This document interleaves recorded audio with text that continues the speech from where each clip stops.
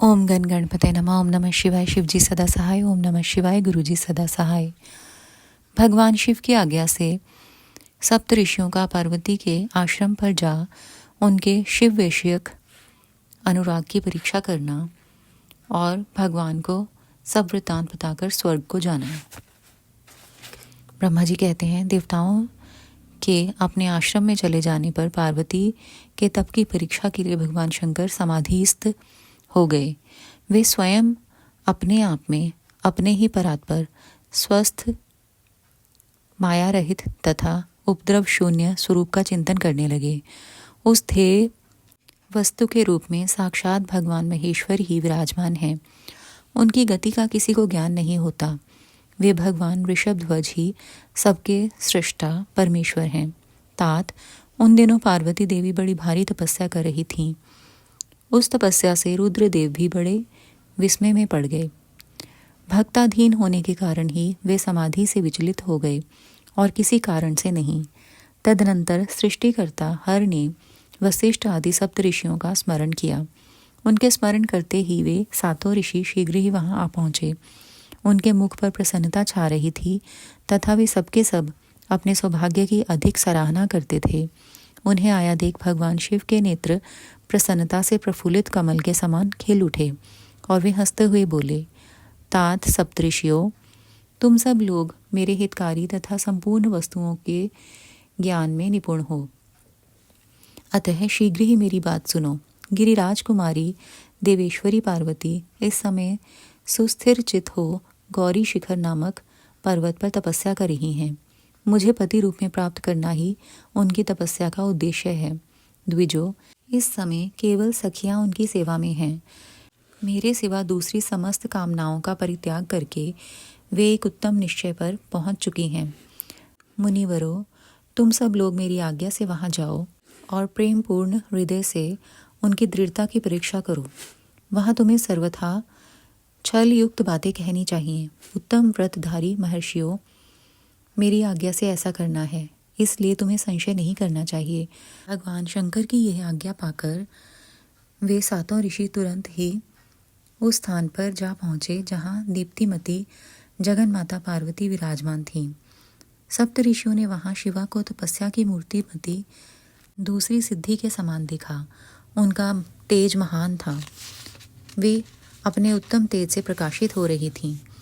उन उत्तम व्रतधारी सप्त ऋषियों ने उन्हें मन ही मन प्रणाम किया और उनके द्वारा विशेषतः पूजित हो वे मस्तक झुकाए इस प्रकार बोले।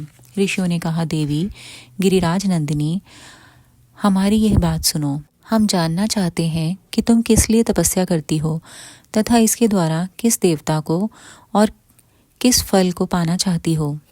उन द्विजों के इस प्रकार पूछने पर गिरिराज कुमारी देवी शिवा ने उनके सामने अत्यंत गोपनीय होने पर भी सच्ची बात बताई। पार्वती बोली, मुनीश्वरों, आप लोग प्रसन्नता पूर्ण हृदय से मेरी बात सुने। मैंने अपनी बुद्धि से जिसका चिंतन किया है, अपना वह विचार मैं आपके सामने रखती हूँ। आप लोग मेरी असंभव बातें सुनकर मेरा उपहास करेंगे, इसलिए उन्हें कहने में संकोच ही होता है, तथापि कहती हूँ। क्या करूँ, मेरा यह मन अत्यंत दृढ़तापूर्वक एक उत्कृष्ट कर्म के अनुष्ठान में लगा है और ऐसा करने के लिए विवश हो गया। यह पानी के ऊपर बहुत बड़ी और ऊंची दीवार खड़ी करना चाहता है।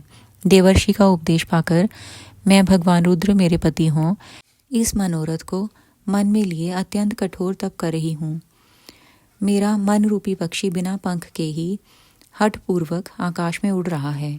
मेरे स्वामी करुणा निधान भगवान शंकर ही उसके इस आशा की पूर्ति कर सकते हैं।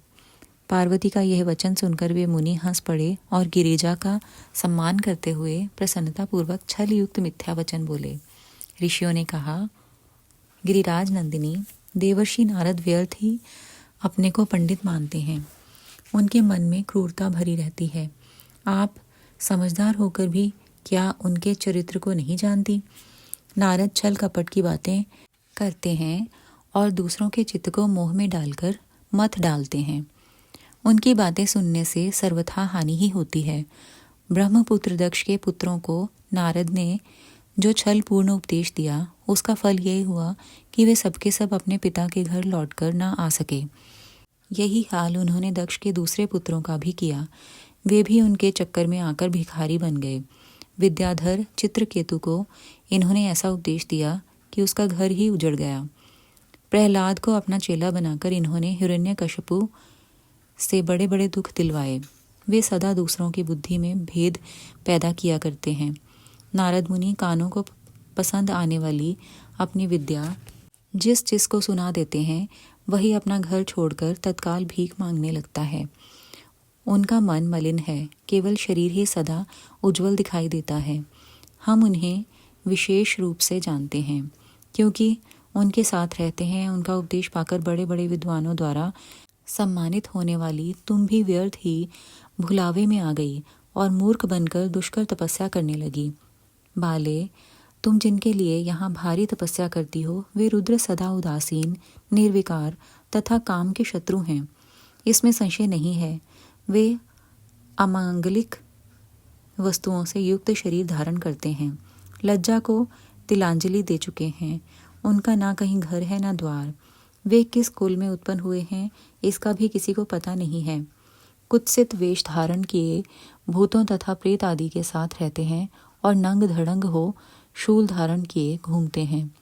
धूर्त नारद ने अपनी माया से तुम्हारे सारे विज्ञान को नष्ट कर दिया, युक्ति से तुम्हें मोह लिया और तुमसे तप करवाया। देवेश्वरी, गिरिराज नंदिनी, तुम्हें विचार करो कि ऐसे वर को पाकर तुम्हें क्या सुख मिलेगा।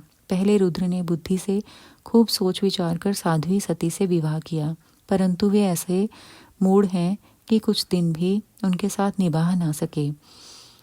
उस बेचारी को वैसे ही दोष देकर उन्होंने त्याग दिया और स्वयं स्वतंत्र हो अपने निष्कल और शोक रहित स्वरूप का ध्यान करते हुए उसी में सुखपूर्वक रम गए। देवी, जो सदा अकेले रहने वाले, शांत, संगरहित और अद्वितीय हैं, उनके साथ किसी स्त्री का निर्वाह कैसे होगा। आज भी कुछ नहीं बिगड़ा है। तुम हमारी आज्ञा मानकर घर लौट चलो और इस दुर्बुद्धि को त्याग दो। महाभागे, इससे तुम्हारा भला होगा। तुम्हारे योग्य वर हैं भगवान विष्णु, जो समस्त सद्गुणों से युक्त हैं। वे वैकुंठ में रहते हैं, लक्ष्मी के स्वामी हैं और नाना प्रकार की क्रीड़ाएं करने में कुशल हैं।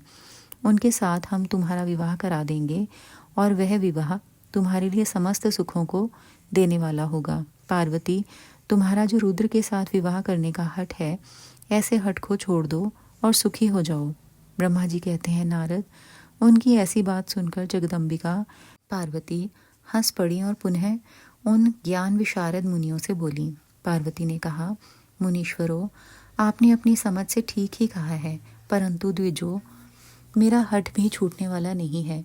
मेरा शरीर पर्वत से उत्पन्न होने के कारण मुझ में स्वाभाविक कठोरता विद्यमान है। अपनी बुद्धि से ऐसा विचार कर आप लोग मुझे तपस्या से रोकने का कष्ट ना करें। देवर्षि का उपदेश वाक्य मेरे लिए परम हितकारी है, इसलिए मैं उसे कभी नहीं छोड़ूंगी। वेद वेत्ता भी यह मानते हैं कि गुरुजनों का वचन हितकारी होता है, गुरुओं का वचन सत्य होता है।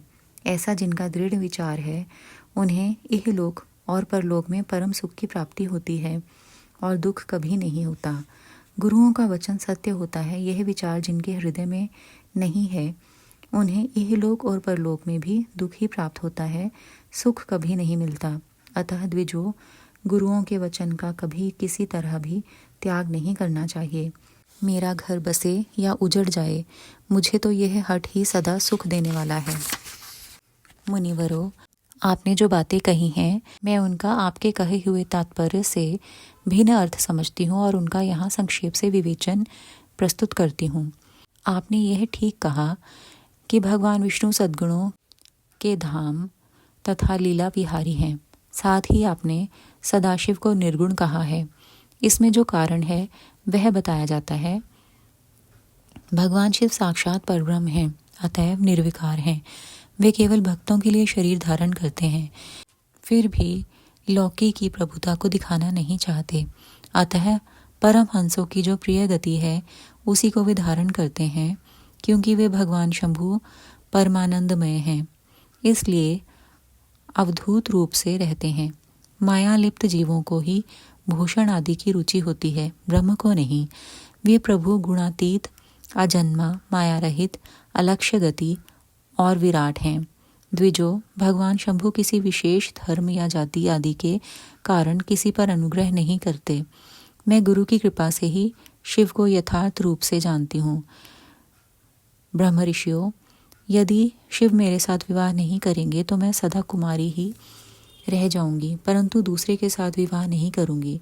यह मैं सत्य सत्य कहती हूँ। यदि सूर्य पश्चिम दिशा में उगने लगें, मेरु पर्वत अपने स्थान से विचलित हो जाए, अग्नि शीतलता को अपना ले तथा कमल पर्वत शिखर की शिला के ऊपर खिलने लगे, तो भी मेरा हट छूट नहीं सकता। यह मैं सच्ची बात कहती हूँ। ब्रह्मा जी कहते हैं, नारद, ऐसा कह उन मुनियों को प्रणाम करके गिरिराज कुमारी पार्वती निर्विकार चित्त से शिव का स्मरण करती हुई चुप हो गईं। इस प्रकार गिरिजा के उस उत्तम निश्चय को जानकर वे सप्तऋषि भी उनकी जय जयकार करने लगे और उन्होंने पार्वती को उत्तम आशीर्वाद दिया। मुने, गिरिजा देवी की परीक्षा करने वाले वे सातों ऋषि उनको प्रणाम करके प्रसन्नचित हो शीघ्र ही भगवान शिव के स्थान को चले गए। वहां पहुंचकर शिव को मस्तक नवा उनसे सारा वृत्तांत निवेदन करके उनकी आज्ञा ले वे पुनः सादर स्वर्गलोक को चले गए। शुक्राना गुरुजी महाराज, भूल चूक माफ।